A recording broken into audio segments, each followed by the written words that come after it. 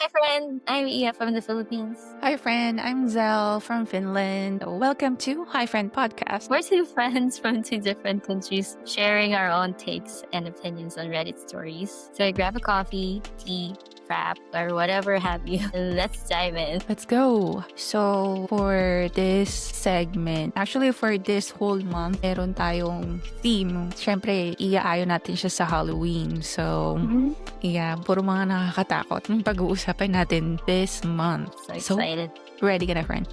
Yes. Let's go. All right. So, first story, napaka-iksi lang niya. Actually, shinare lang siya dun sa thread or comments section. And yon, medyo creepy kasi siya. So, let's see. Okay. I'll just title this one as former classmate. Kasi there's no title since sa comment section lang siya. Alright. So, sabi dito, I saw a former classmate sa isang mall dito sa Manila and it all started having small talk with her. We both hail from the province so ibang saya pag nakakita ka ng kakilala from your hometown. Ayun, so di pa nakontento sa chika-chika, we decided to have a coffee together kasi sobrang tagal talaga naming hindi nagkita. Months later, nalaman ko na lang na she passed away like 2 years prior. Nothing amiss about her appearance or behavior. Huhu, kinikilabutan na naman ako as I'm typing this. Parang normal na tao talaga. And siguro naman nakakita din siya ng mga tao sa coffee shop kasi kinausap din siya nung nag-serve sa amin. Victim pala siya ng hold up sa Mindanao but she was based here already prior to her death. Nasolve na rin ang case niya and nahuli na yung gumawa. I have a third eye but I usually feel or see yung sinasabi nilang mga entities. Never mga human ghosts. First and hopefully only time yun. Totoo talaga yung sinabi nila na some people we encounter sa araw-araw is mga spirit na lang. That's the story. Okay. Ang creepy. I'm not sure how to react to that. So she Imagine. saw a friend, but that friend already died 2 years ago.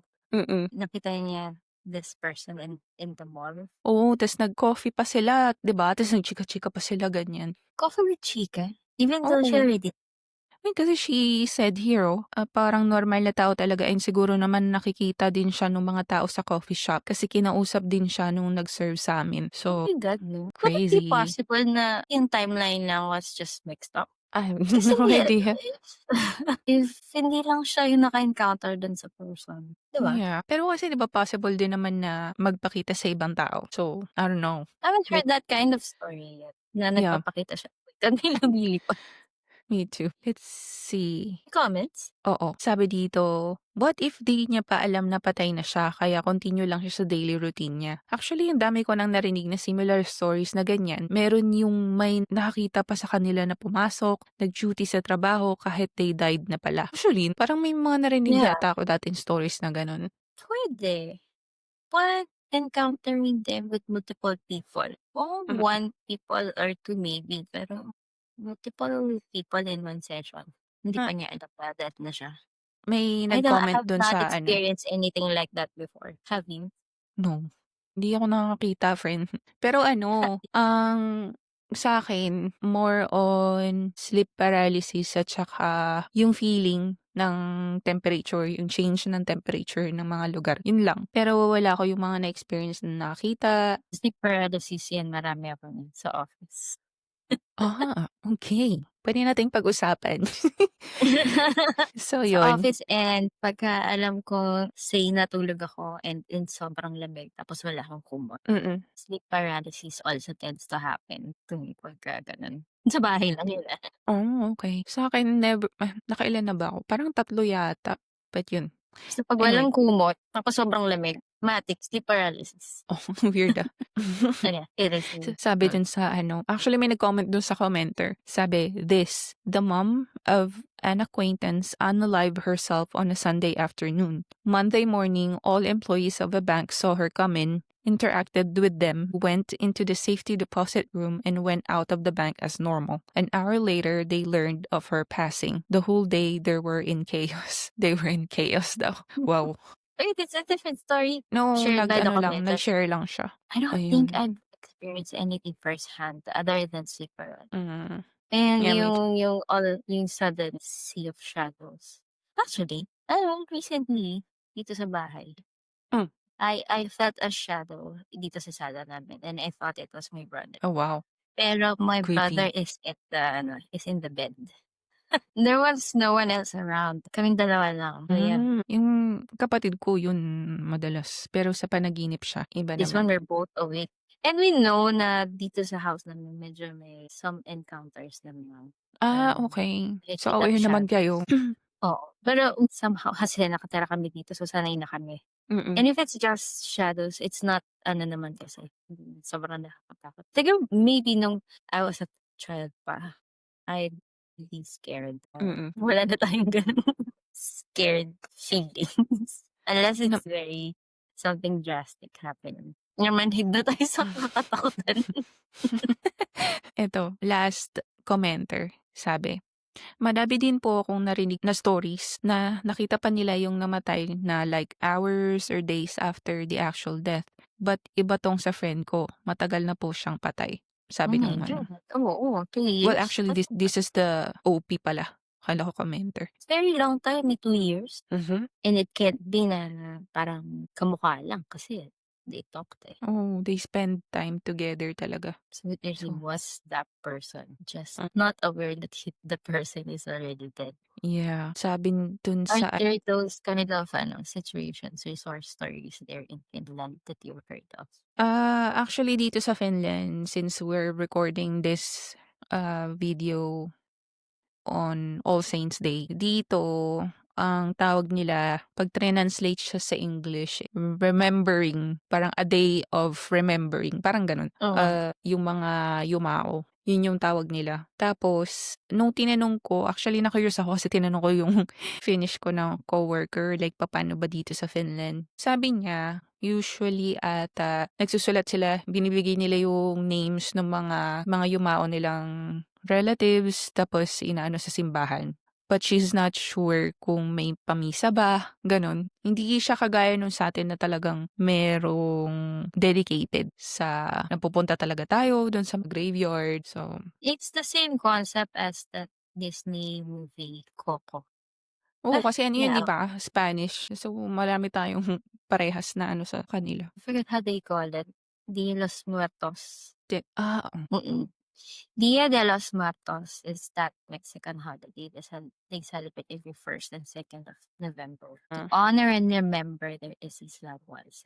yeah. So, yun. I'm going to read yung one last comment dito. Nag-comment siya dun kay OP. Sabi niya, "May narinig ako sa isang podcast. I think theory lang nila, if I'm not mistaken, na baka daw iba yung sense of time nila compared sa atin. It always makes me sad pag naiisip ko yon na yung souls/spirits na probably with unfinished business here ang tagal ng pag-aalagala in our POV. Kasi hindi pa nila nahahanap kung saan yung dapat nilang puntahan, paalis, or di pa tapos yung mga gusto nilang gawin, etc. Siguro isipin mo na lang din na you're a great friend and nagkaroon ka ng positive impact sa kanya kaya minit ka niya one last time. Maybe that's his or her way of saying goodbye to you and baka minake sure lang din niya na okay ka dito sa Manila.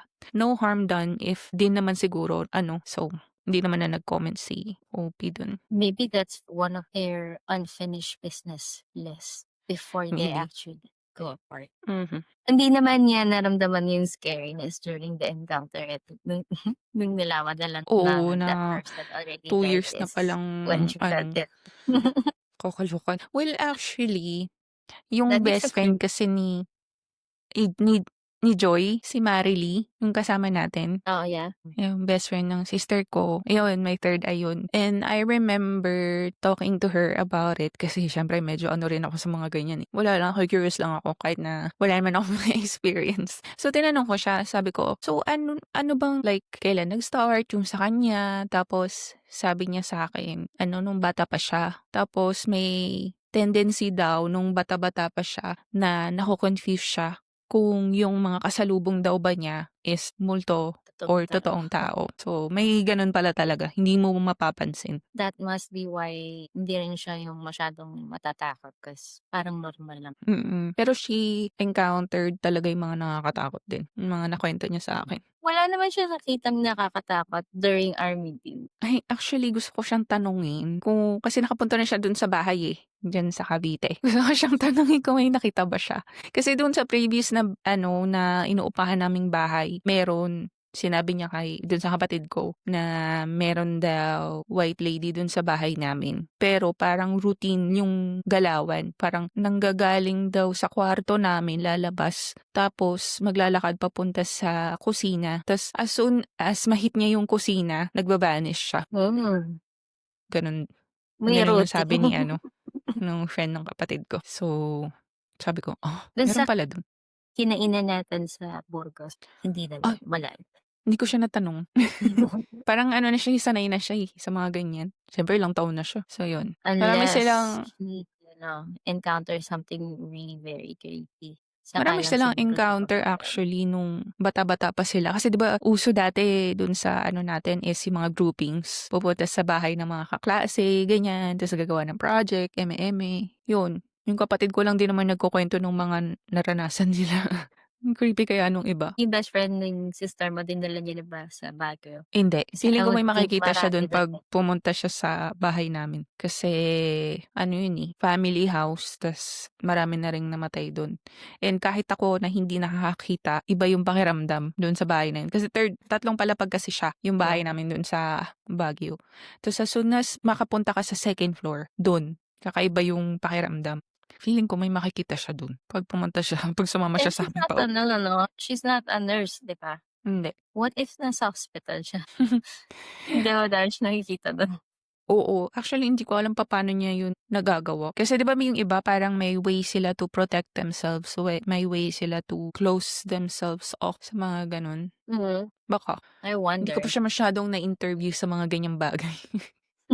Hindi pa kami Sama natin na nakapagkuwentuhan. lang. Sama natin siya para makapagkuwento siya. Actually puwede, ewan ko lang kung papayag siya.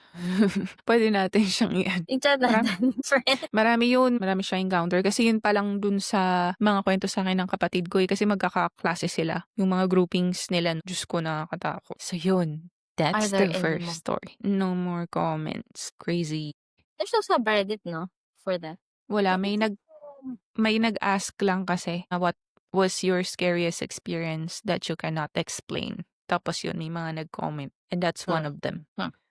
There. I would think marami yun sa BPO and sa hospitals. You have not seen any from your hospital that you're working from? Ano lang, one time lang pero hindi ko rin ma-sure kasi. Kasi nga yung mga patients kasi namin mga may dementia or Alzheimer's. So, ang hirap sabihin kung paranormal ba siya or what.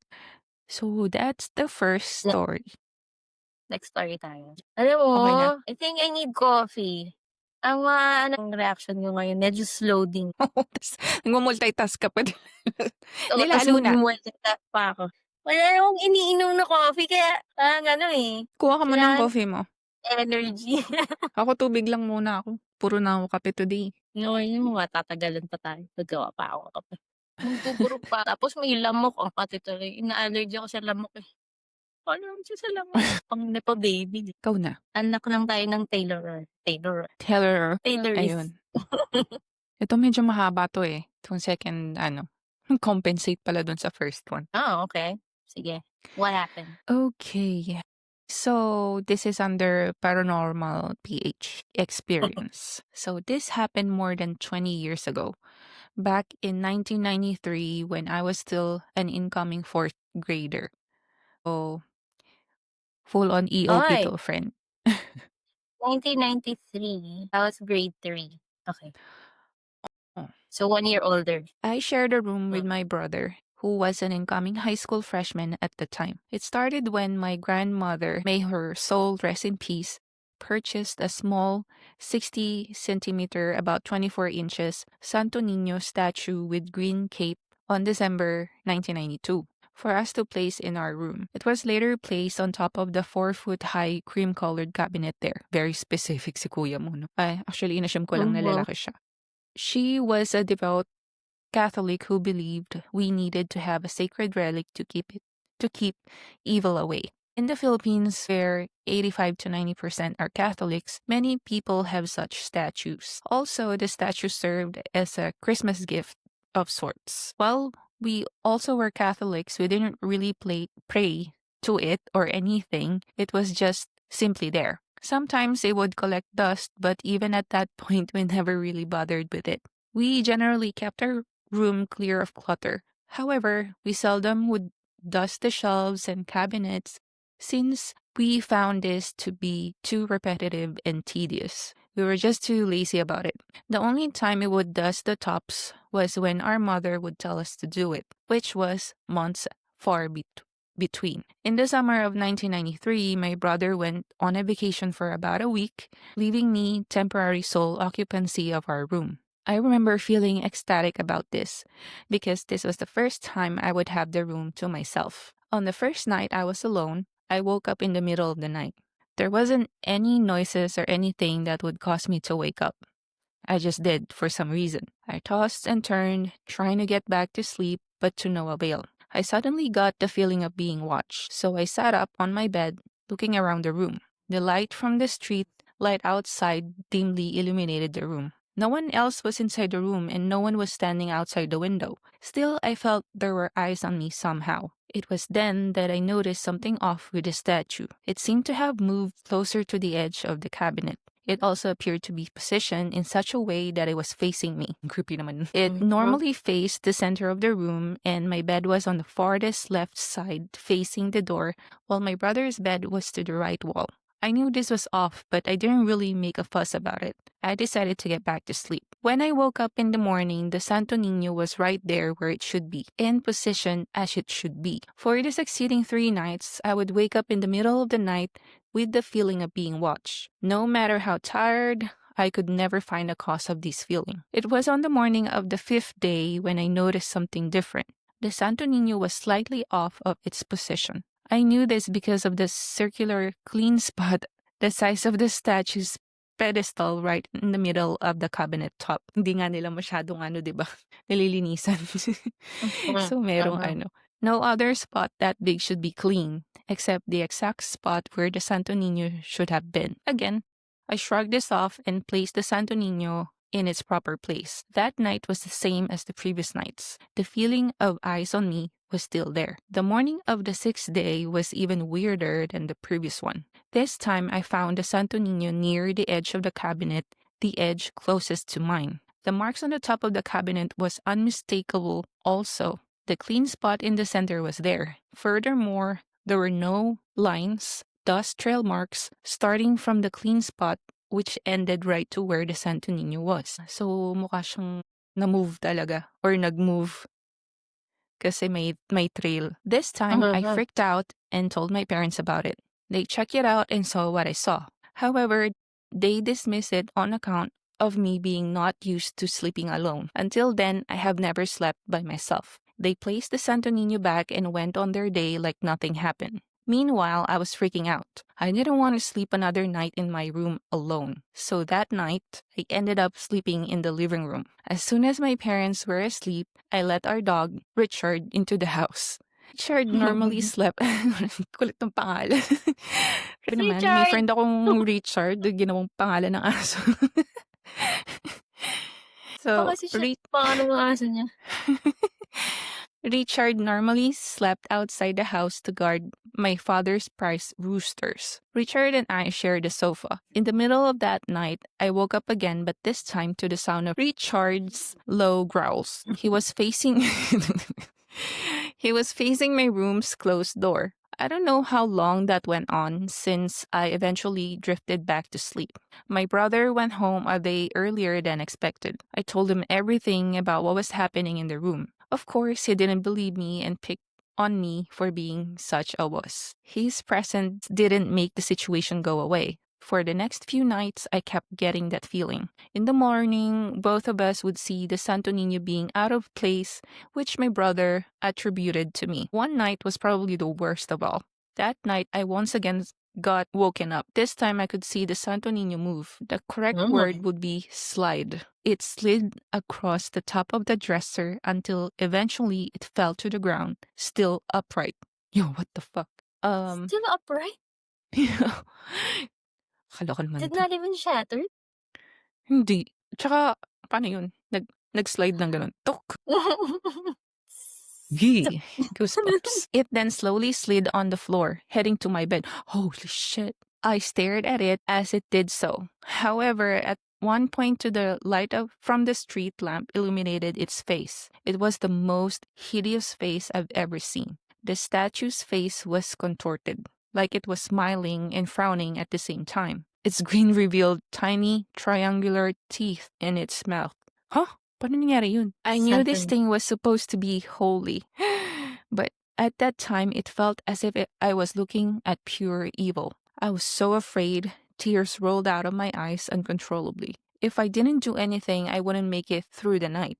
This was what went through my mind as cold sweat started breaking. It took another few seconds for me to realize that my brother was sleeping just on the opposite side of the room. I looked to him and he was sound asleep. I turned back to the Santo Nino on the floor. Somehow it was now a lot closer to the foot of my bed. I mustered enough courage to set my feet on the floor and jump onto his bed. He's normally a light sleeper, with the slightest of noise being enough to rouse him. But at the time, he didn't wake up from the ruckus I made. I had to forcefully grab his shirt by the sleeves and shake him as violently as I could. As soon as he woke up, he slapped me across the face hard. "The fuck are you doing? Get back to your bed, you all sweaty and gross," he exclaimed. His anger gave way to confusion as my shaking hand pointed to the floor near my bed. "If you woke me up because of a stupid cockroach, I swear I'll be ... My brother's voice trailed off as he realized what I was pointing to. "What the hell is that thing doing there?" he asked. I couldn't speak because I was openly crying by then. I saw how his eyes widened. I looked to the floor, only to see the Santo Nino now halfway between my bed and my brother's bed. What the fuck? Oh my God, kinikilabutan. Hindi ba tayo tapos? It was then that my brother realized... Going to his brother's bed. So, lumapit na sa Lumapit sa bed kanila. ng brother niya. Oo, kasi di ba tumalon siya dun sa bed ng brother niya. Inaano na nga, ginigising niya. So, yun. Okay. It was then that my brother realized that I was telling the truth all along. We sat there horrified. We both kept our eyes on that unholy statue until the sunlight made its way into our room. We became braver come sunrise. Without speaking another word, my brother grabbed his blanket. Wait lang, anong oras to nangyari? Like, Oo nga. hanggang sunrise? So, hindi na lumapit? They just... Nag-ano lang sila, nagtitigan sila ng statue. Exactly. Nagtitigan sila hanggang sunrise. Pero diba it was, sabi dito, it was moving. So, nung halfway dun sa bed, nakigil lang siya. Nagtitigan na sila hanggang morning. Titigan lang. Hanggang mag-sunrise na. Hanggang mag-sunrise. I need context. Yeah, medyo malabo tayo doon sa part na yun. So yun, without speaking another word, my brother grabbed his blanket and spread it on top of that thing. He then tied the blanket and brought it outside to the garage. As soon as Richard saw the blanket, he barked like crazy. My brother grabbed a hammer and kept pounding away at the Santo Nino inside the blanket. He kept at it until the thing's shape could no longer be discerned through the blanket. "We need to get rid of this thing," my brother said. He then grabbed a bottle from the work table. With that, we went to the next neighborhood on foot, along with Richard. Sinama pa nila yung aso.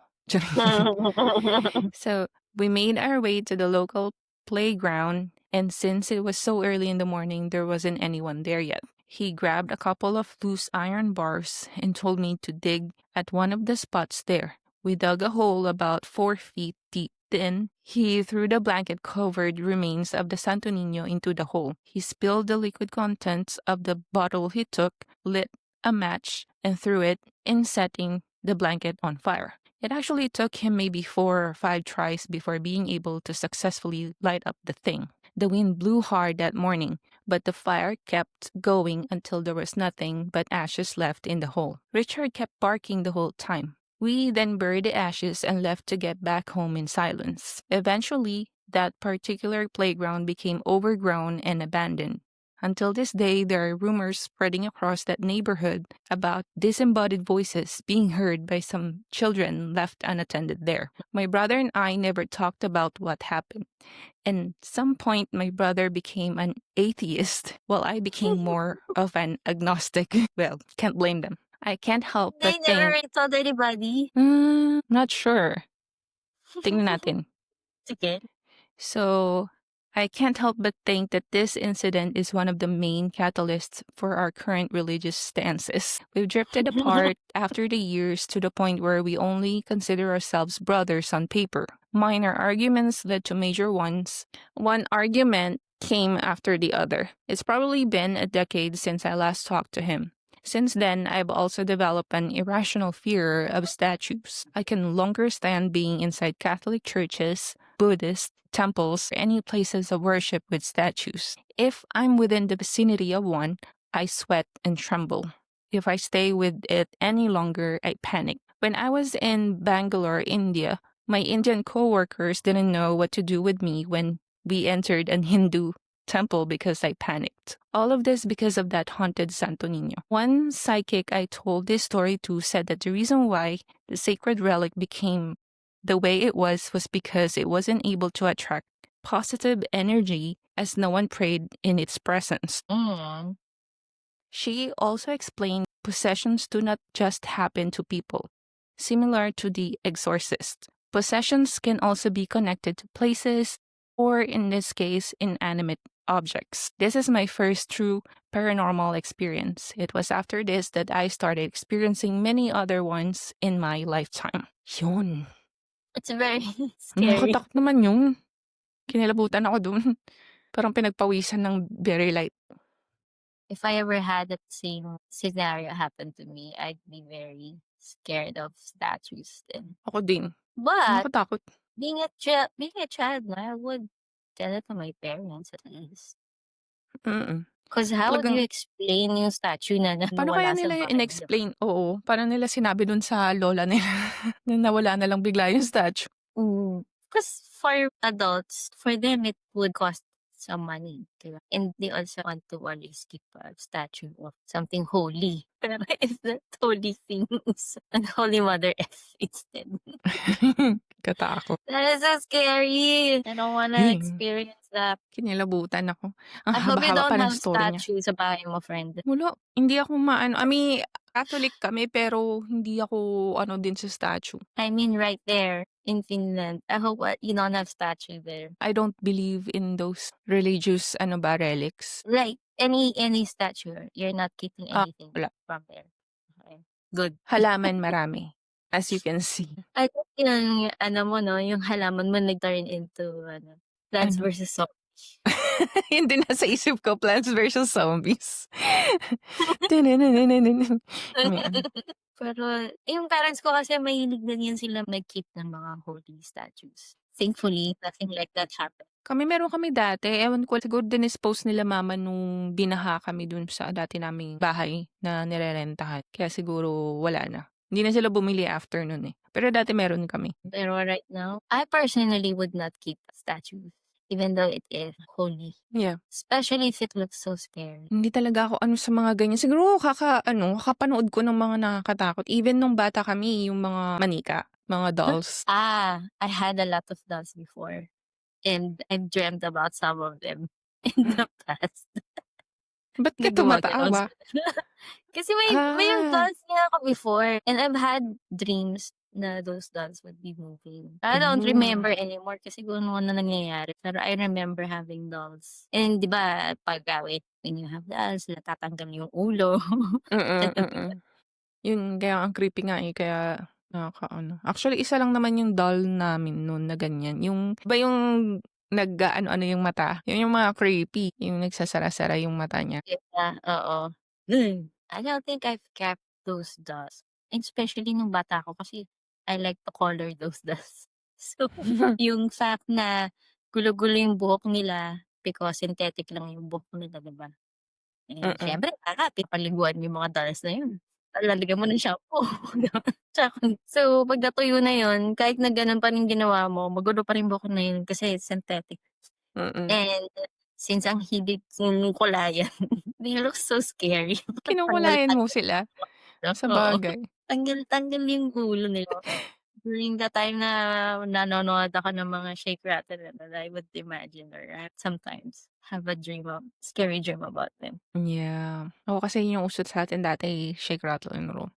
Multo sa banga. Nananaginip talaga ako nung bata ako dahil sa mga ganyang palabas. Hindi ko maalala kung nanaginip pa ako nun. Pero Kasi uso pa nun yung pagdating sa hapon patutulugin ka ng parents ni nanay ko. Eh, 'di ba yung mga palabas sa ano, yung mga gano'ng movie, after nung Eat Bulaga, yung mga noon time show, dun nila pinapalabas yung mga ano, yung mga old movies. And yun yung time na Narisa pinapatulog talaga. ako ng nanay ko. I remembered something you said kanina dun sa story mo yun. What? Yung bed nung storyteller is facing the door. Why? And but it's bad feng shui Actually, to parang have yung your ano bed 'di ba, face the yung door. mirror na naka-face din sa pinto. Yun, bad feng shui din. Hmm, yeah. Kaya yung mirror ko nilipat ko din. Ang mirror ko also is facing where, there's a sturdy wall. Although yung mirror ko naman nun, nandun siya kung nasaan yung ilaw na yan. Kaso kasi 'pag dun ako gumagamit ng mirror, parang triangular kasi, nakikita ko yung pintuan. Ito kasi yung pinto ko, eh. So, Ah. although hindi naman sila magkatapat literal, wala lang. I would think this storyteller lives outside the country. Kailan ba 'to pinost? Full on English yun yung story niya, eh. And I would think the person is 1 year older than me.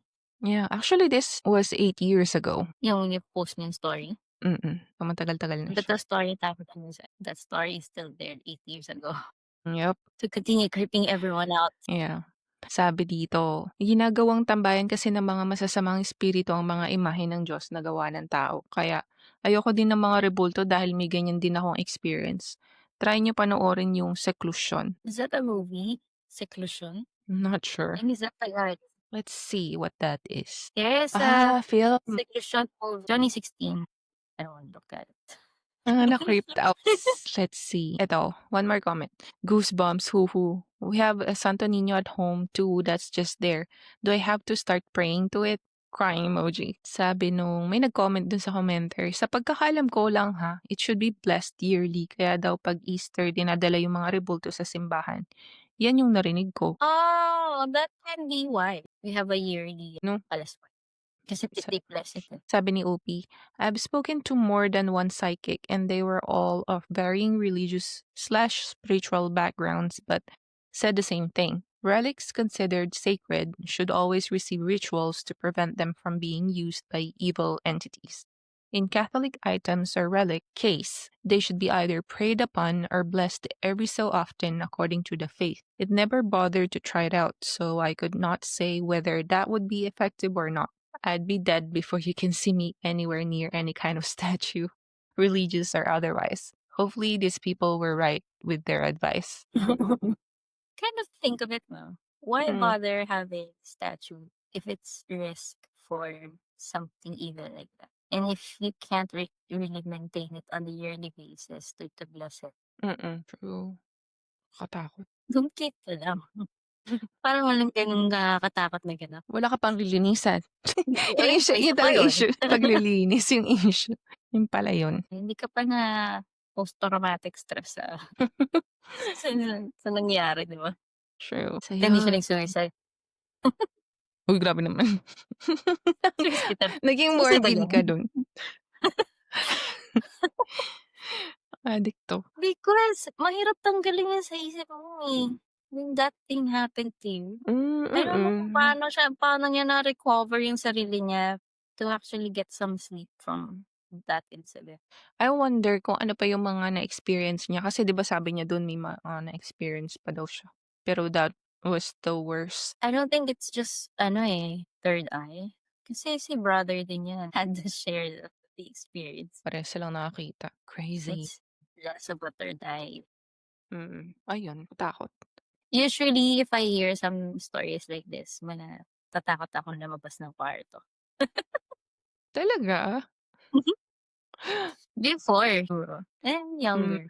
Ngayon medyo kaya na nating daanin sa pagkamanhid yung mga since Oo. sanay ka naman na sa loob ng bahay. Pero when I was younger yan, I would be like that. Yeah. Tapos, what adds up to the creepiness is yung blurry mong screen na nakikita ka right now na hindi sabay yung audio mo dun sa speaking mo ng ano mo, mouth mo. Hindi It's weird sabay? on my end. Kasi pixelated ka on my end at this time Okey. during recording. Sa'kin hindi naman. Weird. Ano ba 'yan? It is, it is. Charing. Kaya pa ba natin 'tong Tapos i-push? Charing. tapos ang dark pa nung ano mo, nung lipstick mo, Ano? Celine. It adds up to the ano, the Creepiness. creepiness look. Palitan ko Hindi nga. ko mapicturean. Hindi ko wait. Let me try to do some screenshot if it Sobrang ano, dark ba? kaya yung na-experience yung creepiness. Kasalanan mo 'to, eh. Sinisi. Di ko I alam kung see. pati ako gusto mong takutin or ano, eh. Kasi parang, mag-isa ka lang diyan sa room na yun ano. Wait lang, ganito ang itsura ko. I mean, itsura sa screen ko. Did you see? Oo nga 'no. Sa screen mo ang linaw-linaw. Linaw-linaw mo sobra.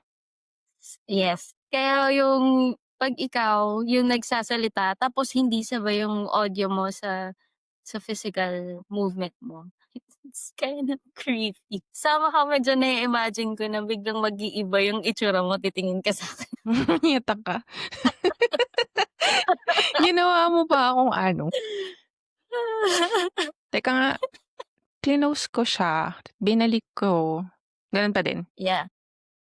Ano ba 'yun? Sa'yo na talaga yung may problema, eh. Charing. I don't know why it's like that. Hindi ba ganyan ang ano mo? Hindi. Malinaw tayo parehas sa view mo. Mm. Could it be the internet on my side? I guess is why. Baka, 'yan sa'kin. Oo, ang linaw sa'yo. So, talagang ano lang, I guess it's the internet on my side that's giving that ano. Kaya ang creepy nung dating sa'kin. Would you imagine?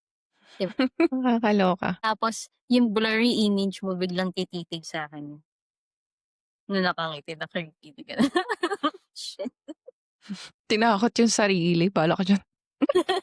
Ayan. So, this third story is also creepy. Is it long? Hindi na, hindi naman. Sinadya ko talagang hindi na mahaba yung sa last. Pero ano, hirap, eh. But I hope it's still same level of creepiness.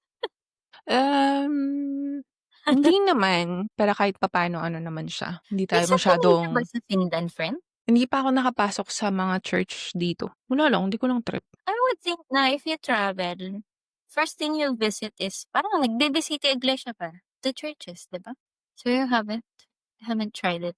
Hindi. Kasi hindi naman kasi Catholic yung mga churches dito, eh. So, parang wala lang, hindi lang ako na curious. Ang pinupuntahan ko lang yung ano, kasi gusto ko yung structure sa labas, pero never akong ano, pumasok sa loob. Bisita. Ayan. So, proceed na tayo sa third story. J. Okay, so this one is from our PH Horror Stories. So, aksidente because of nagpaparadang mga nakaputi. Ayun na nga, yung tropa ng cousin ko namatay nung isang linggo. This is actually, by the way, 1 month ago. Ang nangyari kasi, sumalpok sila sa waiting shed. May isa siyang angkas. Nakamotor. Yung angkas nakaligtas pero nabulag isang eye. Yung isa talaga malala, nakalasog-lasog sa tindi ng impact niya doon sa shed. Even yung waiting shed nagiba. Kahapon lang, ano ba yan mga pinagsasabi ko? Nagkamalay, friend. Hindi na nakalimutan Kasi natin yung unang ano ko mag-Tagalog. parang nagkalamay. Baliktad. May gulay. Kaya kailangan ko Pagkain yun. gutom pala, punyeta. Kailangan talaga yung mga comedy friend para hindi tayo masyadong matakot. Ay, punyeta. Ulitin ko nga yung buong ano, ba yan? Nakakainis. Ngayon na lang ulit nakakapagsalita. Sorry na. Ito. Sige na, sige, okay. Chill lang. Aksidente because of nagpaparadang mga nakaputi. Ayun na nga, yung tropa ng cousin ko namatay nung isang linggo. Ang nangyari kasi, sumalpok sila sa waiting shed. May isa siyang angkas. Yung angkas nakaligtas pero nabulag isang eye. Yung isa talaga malala, nagkalasog-lasog sa tindi ng impact niya doon sa shed. Even yung waiting shed nagiba. Kahapon lang, nagkamalay saka nakapagkwento yung angkas. Grabe kilabot ko nung shinare sa akin yung story. Yung mga matatanda kasi sinasabing nakainom but nag-drive pa. Pero di pala lasing yung mga bata. So bata. Hmm. Ang totoong nangyari daw, nung papaliko sila, nakasalubong sila ng mga nakaputing may hawak ng kandila tapos para daw nagpoprosesyon. Kaya ang ginawa, iniwasan daw ng mga yon na dahilan ng pagsalpok nila sa waiting shed. Nung isang araw lang, may naaksidente malapit sa lugar na yon, tapos yun din ang kwento. May iniiwasan daw na mga may hawak ng kandila. Ngayon, na-confirm ko na yung mga encounter ko doon sa daan na yun ay hindi guni-guni. Kasi yun lang yung nag-iisang way para makauwi ako sa amin. Minsan habang naglalakad ako doon, nakaamoy talaga ako legit ng sobrang lakas na amoy ng kandila. Pero sa totoo lang, binaliwala ako that time kasi inisip ko baka may putok lang ako. Kandila? Ano? Putok? Ang layo. Iniisip ko baka may putok lang ako.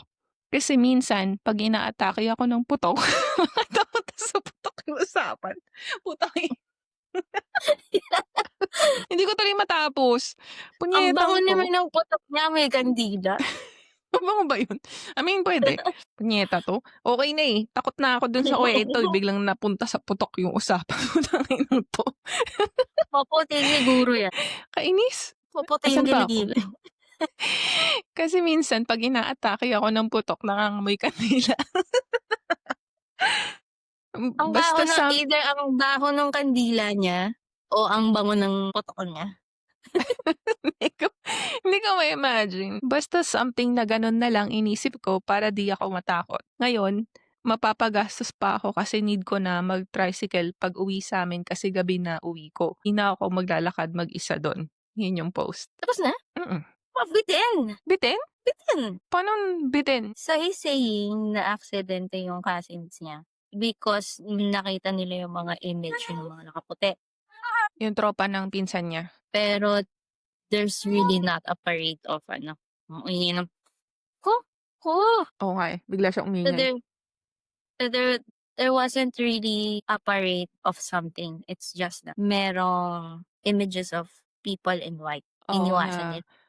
iniiwasan ng mga naaksidente, oo. Pero did you explain how creepy was it para iwasan nila? Hindi ano nga daw, eh, nagpaparada. So, parang ayaw nilang siyempre anong gagawin mo, sagasaan mo yung mga nagpaparada. So, iiwasan mo, 'di ba? Out of the blue, I would think na 'pag nag-drive ako tapos may nakita akong parada, I would see it from afar and Pero, I would halt slowly, ewan 'di ko ba? paano yun nangyari, like paano Yung nila hindi ko siya iniwasan. magiging cause ng accident because if it's something that you saw from afar as a parade, then naturally magso-slow down ka when you're driving, 'di ba? Hmm, Pero for it to cause an accident like that, what triggering factor was it para ma-aksidente ka na ng ganun ka lang? actually ano 'to, Especially eh, hindi ka lasing. oo, naalala ko yung Nade-distract ako sa dun sa kandila, eh, sa putok. napunta sa usapang putok, eh, 'no, buwisit. Okey na, eh. Creepy na, medyo creepy na, eh, padating na tayo dun, eh, biglang nawala yung ano, eh. Oo, mangingilabot na sana ako biglang napunta sa kilikili. So, yun. Is there any ano, context from the comments? I don't think so. Let's see. Sabi ng sabi ng comment, "Sana hindi mo na ikinuwento yung putok ng kilikili mo. Nawala yung thrill, eh. Natakot na sana ako tapos biglang natawa." Kasi yun, 'di ba? Sabi ni OP, "Ha, ha, ha, ha, sorry po. Kasi para di ako matakot nag-isip na lang ako ng kung ano-ano. Naging comedy pa tuloy." Sabi niya. Pero ang bango nung ano niya, putok niya. O talagang mabaho yung kandila niya. Sabi dito nung isang commenter, "My takeaway, ngayon alam na namin na amoy kandila yung putok mo." Tapos sabi nung mga multo, "Ay mali, amoy kandila din siya. Kauri natin 'to." Buwisit. Ang weird naman nung amoy ng putok niya.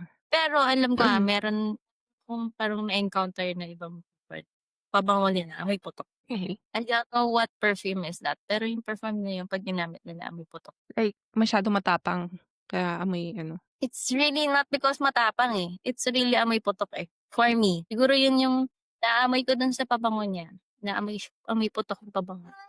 I don't know what that perfume is. Pero yun, wala ibang context. Wala, yun lang. Parang And ano, sinasabi niya lang na na ano, nag-confirm yung mga kwento yun dun sa na-experience niya nung naglalakad siya dun sa part na yun na may naamoy nga siyang amoy kandila. so naglalakad daw siya tapos amoy kandila. Pero wala siyang nakitang parade of white, Wala, people in white. that Yung is armpit lang it. niya dripping wet. Oo. Sasakalin ko na pa yung pusahan 'to, ang ingay, eh. Naghi-hit na naman siya. Yeah. No more comments and context? Wala naman ng context dun, yun lang naman yun. Parang na-prove lang yung ano, hinala niya or pakiramdam niya nung I mean yung naranasan niya that time. Such a downer. Talaga ba? Actually Yeah. ano lang siya, natawa lang ako dun sa kilikili, okey na, eh. Nandun na tayo sa ano, eh, Nabitin ako sa kikilabutan. story niya. We can do one more if you want. Meron ka ba? Isa? Meron pa namang isa. Okay. Okey, let's go. So, ito, same lang din under r/ph horror stories. May Okay. mga naglilibing ba kapag gabi? May experience sa Tanay Rizal. Hi, good evening sa mga tao at kaluluwa dito. Ha ha ha ha. First of all, I'm not really sure sa nakita ko yesterday since this happened to me or yesteryears. Ano ba yan? Ba't kasi ganito yung mga salitaan? Charing, Ano ba? umangal. Yesterday o yesteryear? 3 Which one? years. First of all, I'm not really sure sa nakita ko yesteryears. Since this happened to me when I was in grade 1 or 2. Kasi I thought, ano siya, typo. Di pala typo to. Hmm. Yeah, So it was yesteryears. Bata pa siya. yeah. Hindi lang so sure. Might Mm. be imagination or totoo. So, ang family namin kasi is located sa Nueva Ecija. Yung roots namin is originally sa province na yun. But then, ang kwento sa akin, in the 70s, we daw relocated sa Rizal for good. Ang tawag sa magkakapatid sa province is more on Ditse, Dico, etc. May kapatid si tatay ko, ang tawag Dico, Julio. He died 2007. They were located sa Tanay at the time so we had to visit to pay respects. Hapon, mga 3, nakarating kami sa Tanay. Ako, si Daddy, si Tita E, and si Tatay. Ang marami nakilala na kamag-anak. Nang medyo magdilim na around 7, we decided to go home and sumakay na ng jeep dahil malayo pa uuwian namin. Naalala ko doon kami yumupo malapit sa estribo kaya malamig yung hangin and madali kami makakababa pag malapit na kami. Nakahiga ako sa hita ni Daddy noon or ni Tita kasi magkakalapit lang kami. So, nagising ako along the commute and dun ko na napansin yung mga tao na naglilibing ng madilim na. I was a kid nung time na yun but hindi talaga ako familiar sa practice ng mga taga-Tanay. I'm not sure if normal siya or may ganitong practice pero kinilabutan ako. Tandang-tanda ko yung puting sasakyan na may ataol tapos yung mga nakasunod is mga nakasuot ng itim. May babae naka-black na belo yung pinaka natatandaan ko. Pagdating namin sa babaan namin, nakwento ko kay Daddy if bakit sa nadaanan natin may naglilibing ng gabi. Parang naguluhan pa siya noon na anong libing? Sabi ko kasi nung nadaanan natin, may mga tao na naglilibing sa patay. Hindi siya sumagot at baka iniisip niya na nanaginip lang ako. Hanggang ngayon, hindi ko pa rin alam kung may nakita ako na hindi normal or imagination lang. Posible ba na may ganong practice sa Rizal? Can someone enlighten me? Thank you. Parang wala naman akong na may naglilibing ng gabi. Naglilibing ng gabi. Parang I would think meron. I think may na-experience ako one time dito sa Antipolo na Talaga meron? umatan kami ng libing. And it's almost dark na nung technically it's cremated. So, I would think I've seen people na naglilibing ng hapon. Almost Like, dark na hapon. Mga hmm. ganun. Pero not the darkest of night. Kasi sabi dito around 7 eh. 7 p.m. I think Hmm. that's possible. Because it's the mga ceremonies that they have to do. And yung mga ganong scenarios, most of the time, there would be a series of people na had to be burned. So, pwedeng nakapila lang kasi kaya inabot ng gulo eh. Possible siguro. Pero nakakapagtaka lang kasi dito is hindi alam nung tatay nung daddy niya. Sabi, "Anong libing?" Sabi gano'n. Baka hindi lang napansin ni tatay niya. Hindi lang siguro siya nag-pay ng attention. But there Possibly. could have been that kind of I would think meron, eh. Parang Baka. parang I have seen a Ako scenario never happen. pa. Yung just not the exact same thing kasi nung na-experience ko is more on cremated Okey. it in the late aftermath, almost dawn. So I wouldn't think it's not possible. I think it is possible. If they can. Hmm, okey. Ako never ko pa na-experience kasi usually naman sa'min mga morning or tanghali, eh, Because that's gano'n. normally how you would want to do it, eh. Oo, kasi Morning at least or tanghali. maliwanag pa, 'di ba? There would be visitors from your relatives who would Mm. still be able to attend the funeral if they're doing it in daylight. Yep. So, let's see the comments. Mm. Sabi, "Watch 1997 Magandang Gabi Halloween or look for these keywords on YouTube. Kababalaghan sa Sinait. Thank me later. Andiyan yung libing sa gabi na gusto mo malaman." Sabi ni OP. "I'll watch it tomorrow, wag ngayon. Thank you." And then, siguro Exactly. napanood na niya kasi he or she replied to that comment. Sabi, "Hi, I've watched the scene nung Magandang Gabi Bayan. First part siya, so no need mag-fast forward. Experience ko in yung mga nasa MGB, may similarity siya actually. They were all wearing black. And nagdadalamhati yung ambience nila. Kaso yung nakita ko sa Tanay is sa tabing daan siya. And street lights yung nagpapaliwanag sa daan nung time na yon. Vivid pa siya sa akin kahit medyo faded na yung ibang details. It is. It is possible. Siguro. Let's search. Magandang gabi bayan. Sabi dito nung isang commenter, "Hi OP, I'm from Tanay and no, as far as I know, wala naman nakwento sa akin mga magulang ko or kamag-anak namin na older pa sa parents ko na may tradisyon or kinagisnan sila na naglilibing ng gabi dito. Never heard any stories din about it. Nang hahabol na ng kabaong, yes. Pero naglilibing ng gabi? Wala pa." Tas sabi ni OP, "May nakita akong comment, baka kulto yon hindi multo. I'm not sure if totoong mga tao din yon, but thanks for sharing these insights. Siguro nagkataon, pero sure ako hindi siya prosesyon kasi walang santo and lahat sila naka-black and sorrowful yung expressions based sa body language." And then, Oh. nag-reply ulit si commenter. "Possible na kulto nga since naalala ko na lumaganap din yung mga kwentong kulto na yan dito. Highly unlikely din na prosesyon dahil it's either hapon nagaganap iyon dito or may kasama lagi na banda. So, if Yes. prosesyon yun, maririnig at makikita mo yon ng mga kasama mo." Yes.